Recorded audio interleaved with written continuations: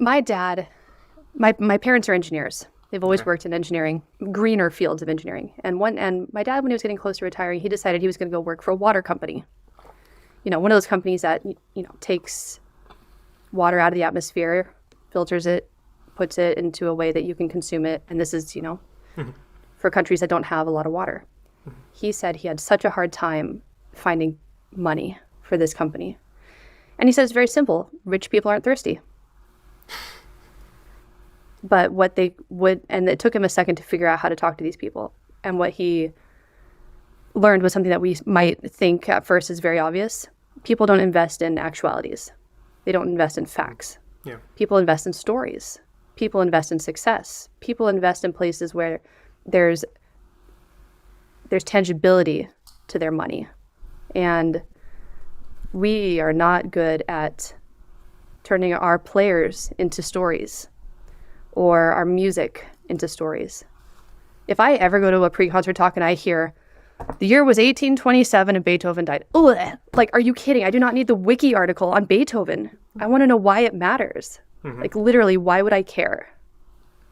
Oh, Why well, should I? there's context. And I was like, no, stop. You are making this so unapproachable, unrelatable.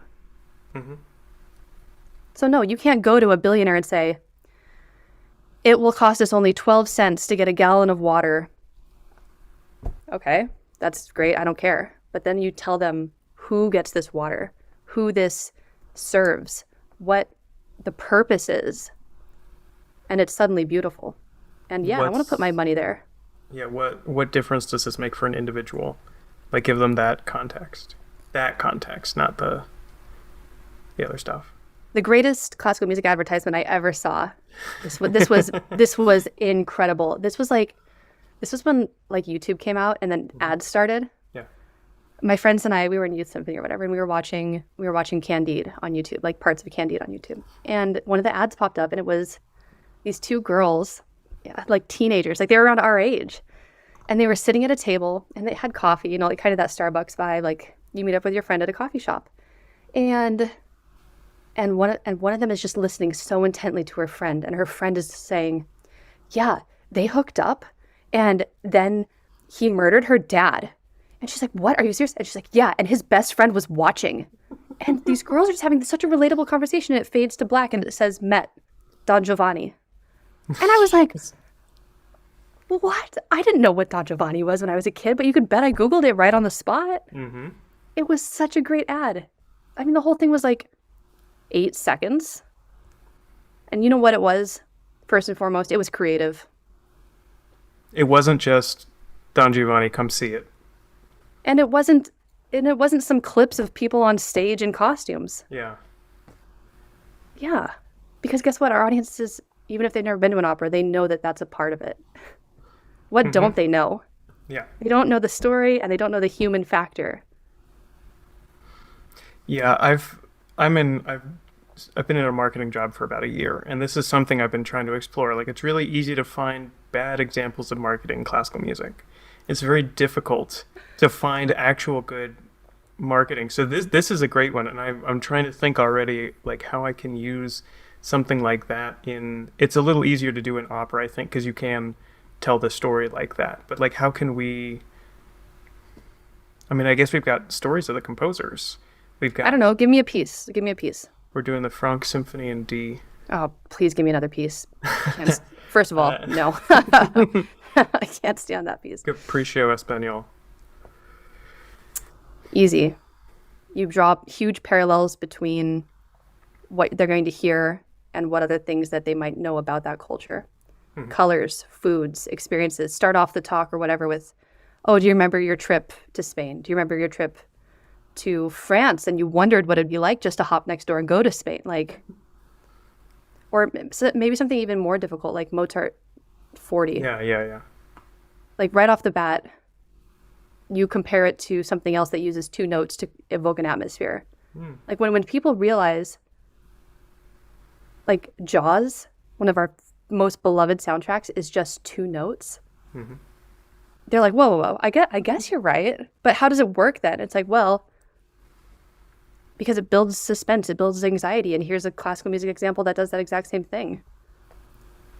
Da-da-da. I mean, that's so intense for some reason. And then when you create a sequential building of it, how it affects you.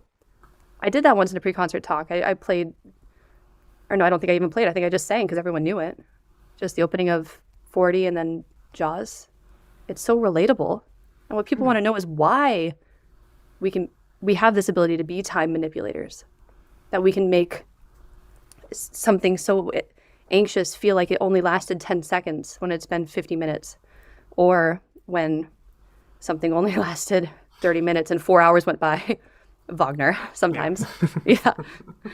You know, it's incredible what we do.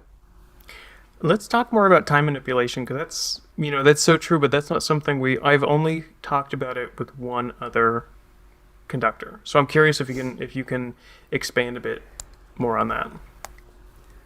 Oh, to me, I mean, there's a very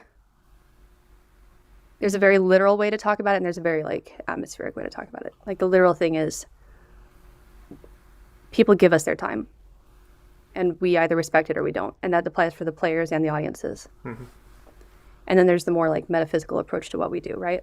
That through this unbelievably abstract art form based on gesture and instruments with no power source other than the humans themselves, that we're able to do these huge, amazing things for audiences.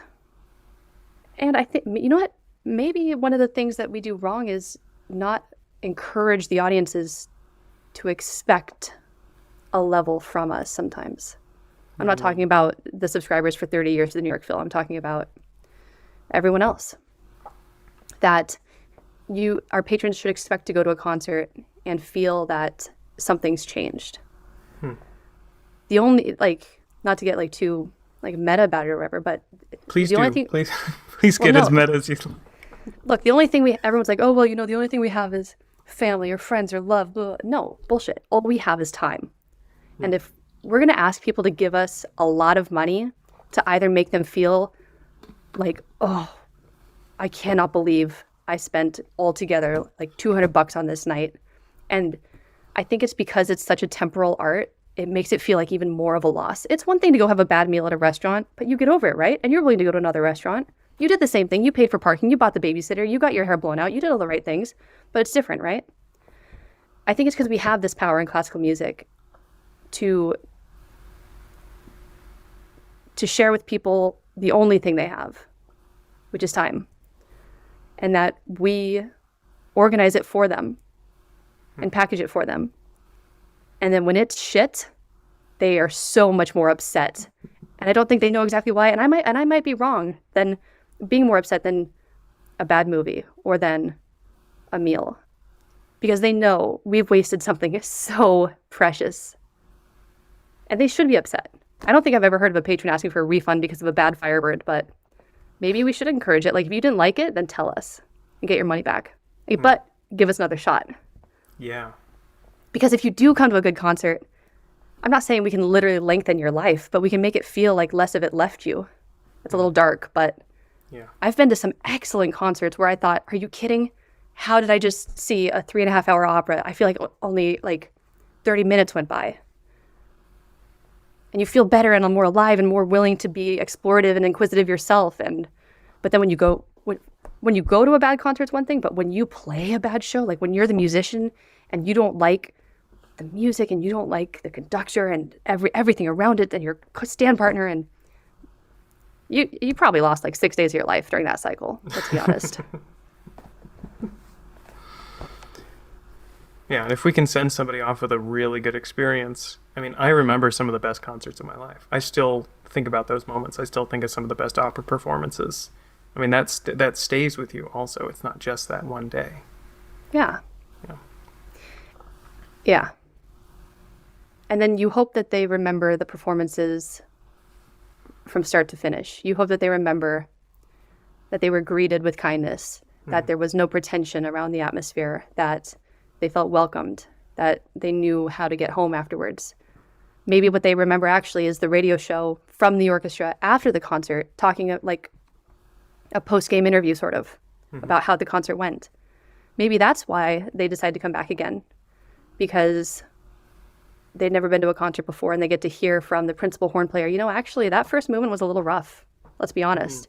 But I think we know what we did, and that's why our next performance is going to be better. I think as soon as we start to,